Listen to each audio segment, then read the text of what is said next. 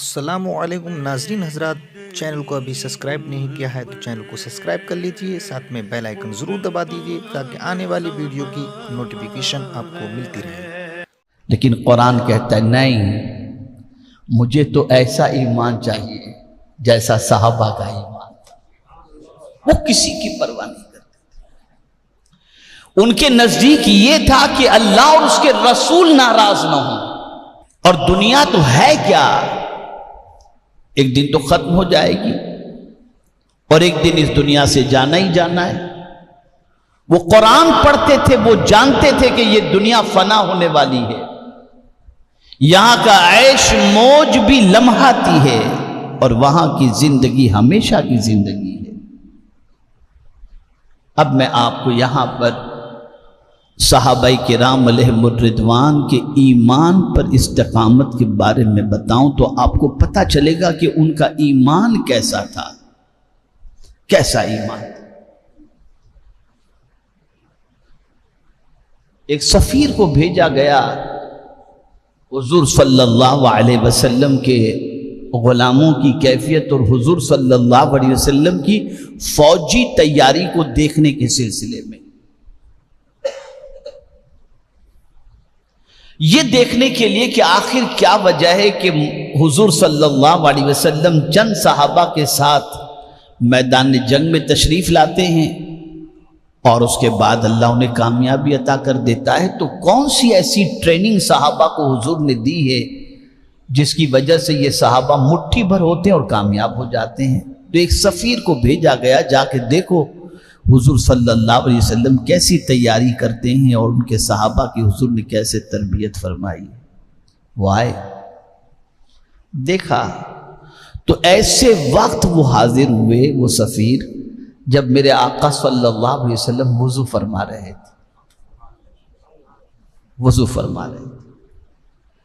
تو صحابہ کی پوزیشن ایسی تھی کہ جب حضور صلی اللہ علیہ وسلم چہرے پر پانی ڈالتے تو وہ پانی حضور کے جسم سے لگ کر زمین پر نہیں آتا، صحابہ کے ہاتھوں میں ہوتا۔ صحابی اس طرح سے اپنے ہاتھوں کو، جیسے وہ کے ہاتھوں میں پانی آتا وہ اپنے چہرے پہ مل لیتے۔ جب انہوں نے دیکھا کہ حضور صلی اللہ علیہ وسلم کے غلام اس طرح سے حضور سے پیار کرتے ہیں کہ پانی بھی زمین پر گرنے نہیں دیتے، تھوڑی دیر اس سفیر نے منظر دیکھا، اور دیکھنے کے بعد جب وہ سفیر پلٹا تو پلٹنے کے بعد اپنے بادشاہوں سے کہنے لگا کہ محمد کا مقابلہ تم نہیں کر سکتے اور نہ ان کے غلاموں کا مقابلہ کر سکتے۔ کہا کیوں؟ تو اس نے کہا کہ میں نے بادشاہوں کو دیکھا ہے جب وہ تخت پر ہوتے ہیں تب ان کی عزت ہوتی ہے، لیکن آج تک کسی کو اتنی عزت اور اتنا احترام کرتے ہوئے کسی کا میں نے نہیں دیکھا کہ جسم سے پانی لگ کر کے زمین پر آنے سے پہلے غلاموں کے ہاتھوں میں جاتا ہو۔ میں نے دیکھا کہ محمد عربی صلی اللہ علیہ وسلم کے غلام ان سے اتنی محبت کرتے ہیں کہ ان کے وضو کے پانی کو بھی زمین پر گرنے نہیں دیتے۔ تو سنو، جو قوم اپنے نبی کے وضو کے پانی کو زمین پر گرنے نہ دے، وہ قوم اپنے نبی کے خون کو زمین پر کیسے گرنے دے گی؟ اس لیے ان کے مقابلے کا ارادہ ہو تو ترک کر دینا، ان کا مقابلہ تم نہیں کر سکتے۔ یہ تھا صحابہ کا ایمان، یہ تھا ایمان۔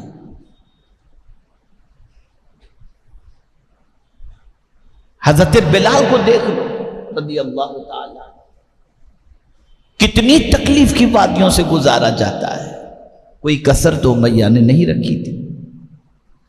گرم ریت پر گھسیٹا جاتا اور کہا جاتا بلال تم دامن محمد صلی اللہ علیہ وسلم چھوڑ دو، دامن توحید الہی چھوڑ دو یہ سب۔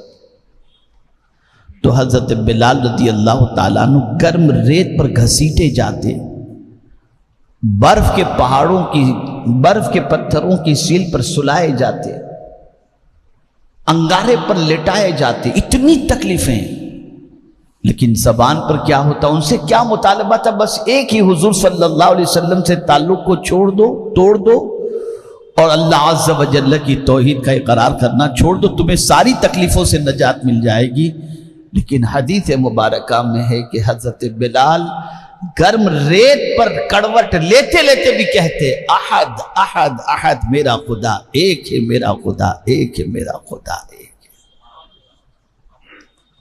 اب میں آپ سے پوچھنا چاہتا ہوں،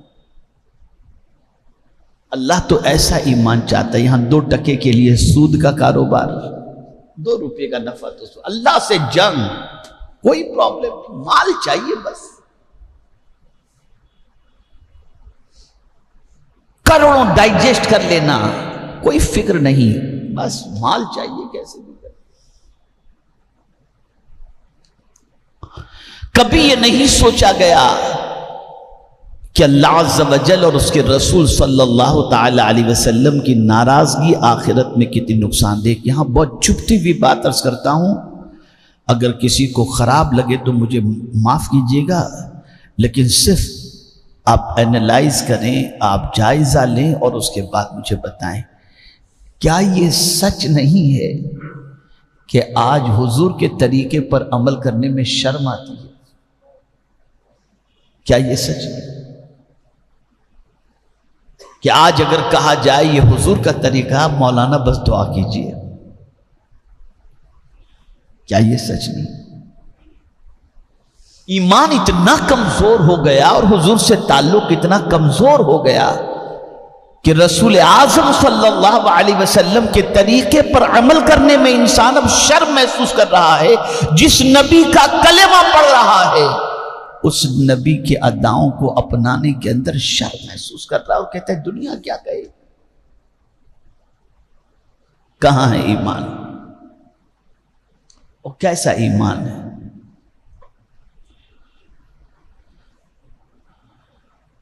اور حیرت کی بات یہ ہے کہ پھٹی ہوئی جینس پہننا ہو تو کوئی شرم نہیں،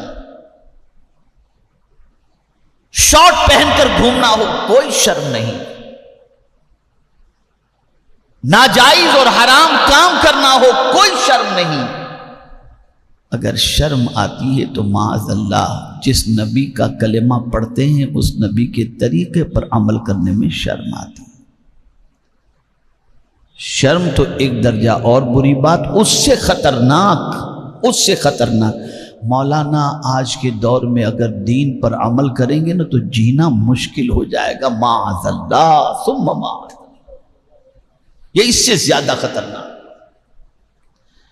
اب آپ کہیں گے کیسے؟ تو میں آپ کو بتاؤں، جیسے کہا جائے وَاجْتَنِبُوا قَوْلَ الزُّورِ، قرآن نے کہا جھوٹ سے پرہیز کرو، تو آج کا مسلمان کہتا ہے مولانا جھوٹ بولے بغیر دھندا کریں تو ایک روٹی بھی نہیں ملے گی۔ کہاں ہے ایمان؟ کہاں ہے ایمان؟ وہ ایمان جو اللہ چاہتا ہے کہاں ہے؟ ایک زندہ لاش کی طرح ہم چل رہے ہیں پوری دنیا کے اندر۔ اب آئیے میں آپ کو بتاؤں، میرے پیارے آقا صلی اللہ تعالی علیہ وسلم کے پیارے دیوانوں، ایمان کیسا تھا صحابہ کا، کیسا تھا؟ ذرا دیکھو آپ، اللہ اکبر۔ ام المؤمنین حضرت عائشہ صدیقہ رضی اللہ تعالیٰ عنہ کے ساتھ سرکار صلی اللہ علیہ وسلم تشریف فرما تھے، یا حضور صلی اللہ علیہ وسلم تشریف فرما تھے اور ام المؤمنین حضرت عائشہ صدیقہ رضی اللہ تعالیٰ عنہ تشریف لائیں تو سرکار سے عرض کرتے ہیں یا رسول اللہ صلی اللہ تعالیٰ علیہ وسلم، ایک زخمی صحابی زخموں سے نڈھال ہو کر کے آپ کو یاد کر رہے ہیں۔ آقا کریم صلی اللہ علیہ وسلم اٹھے اور اپنے صحابی کی طرف بڑھے، جب پہنچے تو صحابی زخموں سے نڈھال ہو کر زمین پر پڑے ہوئے تھے، عجیب کیفیت، خون تقریباً نکل چکا تھا جسم کا، لیکن جیسے ہی دور سے حضور کو دیکھا اٹھنے کی کوشش کی، پوری طاقت جمع کر کے حضور کے استقبال کے لیے اٹھنے کی کوشش کی، لیکن وہ اٹھ نہ سکے۔ اتنے میں حضور صلی اللہ علیہ وسلم ان کے پاس پہنچ گئے۔ سرکار جیسے ہی پہنچے فوراً جلدی سے اپنے صحابی کے سر کو اپنی گود میں لے لیا، صحابی کے سر کو اپنی گود میں لیا اور وہ صحابی حضور کو ٹک ٹکی باندھ کے دیکھ رہے ہیں۔ اب آپ دیکھیے آخر وقت میں صحابی کس کو یاد کر رہے ہیں؟ حضور کو یاد کر رہے ہیں، آقا کریم صلی اللہ علیہ وسلم کو یاد کرنے ہیں۔ اور حضور پہنچ بھی گئے۔ جیسے ان کے سر کو سرکار نے گود میں لیا، دست کرم سر پر پھیرا، اب وہ صحابی حضور کے چہرے کو دیکھ رہے ہیں، اور دیکھتے دیکھتے جو کہتے ہیں وہ دیکھیے کیا کہتے ہیں۔ قربان جائیے، یہ ایمان اللہ چاہتا ہے۔ کیا کہتے ہیں جانتے ہیں؟ فزت برب الکعبہ، رب کعبہ کی قسم میں کامیاب ہو گیا، کامیاب ہو گیا۔ اور یہ کہتے ہوئے ان کے جسم سے روح پرواز کر جاتی ہے۔ آپ سے میں پوچھنا چاہتا ہوں، زندگی کی آخری سانس حضور کو دیکھتے ہوئے نکلے، یہ صحابہ کا ایمان تھا۔ اللہ ایسا ایمان چاہتا ہے کہ ایسی حضور سے محبت کرو، یہ ڈھلمل والی محبت نہیں۔ جس امیر المؤمنین کی شہادت کی تاریخ جو گزشتہ کل گزری ہے، سیدنا فاروق اعظم رضی اللہ تعالیٰ عنہ، آپ جانتے ہیں کتنے عظیم تھے وہ۔ آقا کریم صلی اللہ علیہ وسلم فرماتے میرے بعد اگر کوئی نبی ہونا ممکن ہوتا تو وہ عمر فاروق ہوتے۔ اتنا بڑا مرتبہ۔ زمین پر میرے دو وزیر ہیں، ابو بکر و عمر وزیران، یہ دونوں میرے وزیر ہیں زمین کے اوپر۔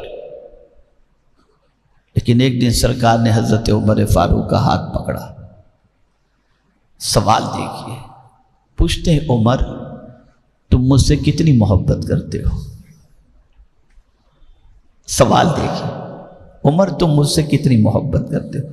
اور ان کی سچائی بھی دیکھیے، انہوں نے بلا تامل کہہ دیا یا رسول اللہ صلی اللہ تعالی علیہ وسلم، اپنی جان کو چھوڑ کر سب سے زیادہ آپ سے محبت کرتا ہوں، لیکن جان سے زیادہ آپ سے نہیں، جان کو آپ سے زیادہ پیار کرتا ہوں، صرف جان کو چھوڑ کر سب سے زیادہ آپ سے محبت کرتا ہوں۔ اب حضور کا فرمان بھی سنیے، میرے آقا صلی اللہ علیہ وسلم فرماتے عمر ابھی تمہارا ایمان مکمل نہیں ہوا۔ لرز گئے، کانپ گئے۔